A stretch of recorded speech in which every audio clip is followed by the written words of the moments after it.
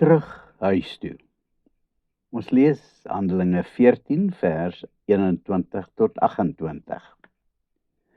Vroeg die oggend vertrek Paulus en Barnabas op die laaste been van die sending uitreik.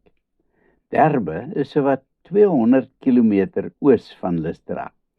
4 dae se reis per voet.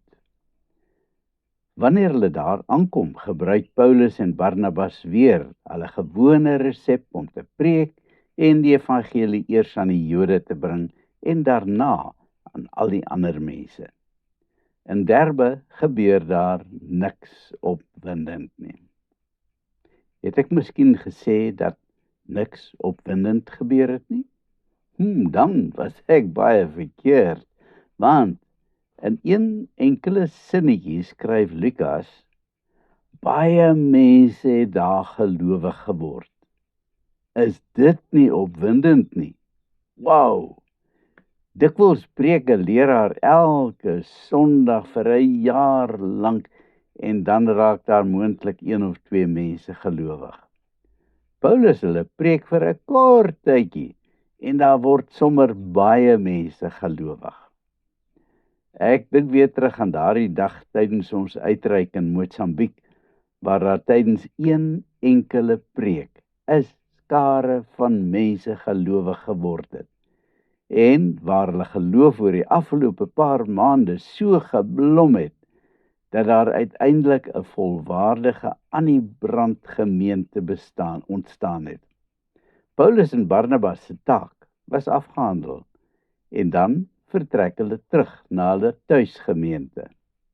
Maar eers is daar 'n bietjie opvolgwerk om te doen, net om seker te maak dat alles reg verloop het in die nuut gestigte gemeentes waar hulle sopas die blye boodskap verkondig het.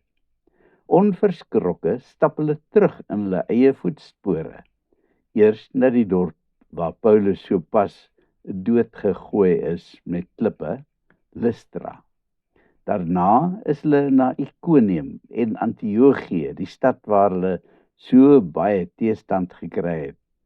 Dit was ook juis die Jode van Antiochië wat vir hulle soveel hoofbrekens in die ander stede gegee het, want hulle wou maar net nie sien dat die geloof in Jesus deur die wêreld versprei nie. Oral waar die 2 sendelinge aandoen, bemoedig hulle die gelowiges en berei hulle voor daarop dat hulle beslis baie teestand moes verwag.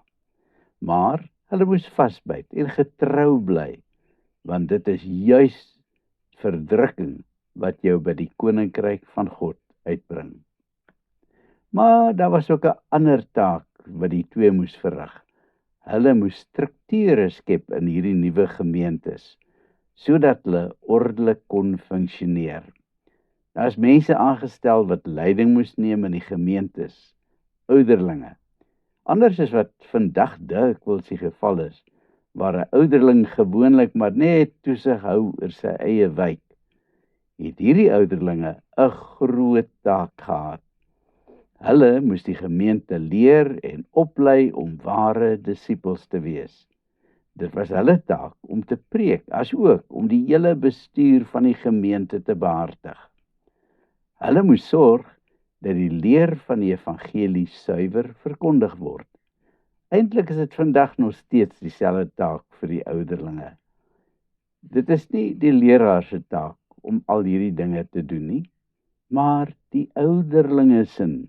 Ons skram weg van die ware taak waarvoor die Here ons bestem het, want dis mos gerieflik om alles aan die dominee of die pastoor oor te laat.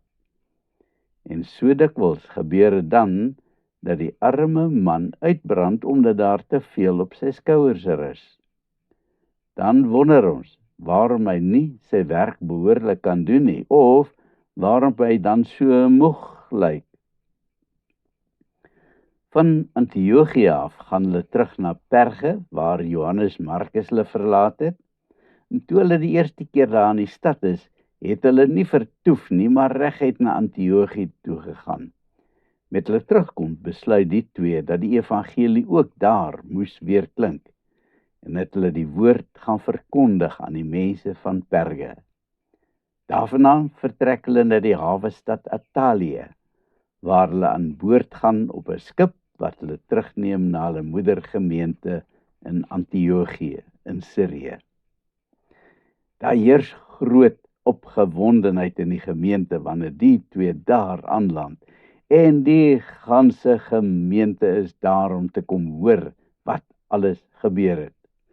Lukas skryf dit dalk nie in soveel woorde nie, maar ek kan myself indink dat hulle tot laat nag aan Paulus en Barnabas se lippe gehang het en hulle bestook het met vrae. Hulle wou alles weet, elke klein detail. Dit was vir hulle baie, baie belangrik, want hulle was immers deel van hierdie uitreik. Hulle was in die gees daar, saam met die twee manne, elke tree van hulle sendingtog. Al was hulle nie fisies by hulle nie. Hulle het die twee in gebed gedra deur elke moeilike situasie. Wanneer ons gemeente iemand uitstuur op 'n sending uitreik, is dit nog steeds net so belangrik dat ons die sendelinge sal dra in gebed. Hulle gaan immers namens ons. Met die moderne tegnologie tot ons beskikking, kan ons hulle gewoonlik ook maklik bereik met 'n WhatsApp.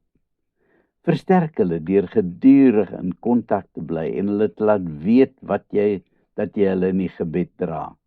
Dit maak dat so 'n sendeling sy moeilike taak dikwels onder baie moeilike en soms selfs gevaarlike toestande met soveel meer vreugde en vrug kan uitvoer. Kom ons bid. Here, vanoggend wil ek die sendelinge aan U opdra in gebed. Maak asseblief harte oop vir die nodige fondse om die uitreike moontlik te kan maak. En maak die harte van diegene wat hulle besoek vrugbare grond vir die evangelie. Amen.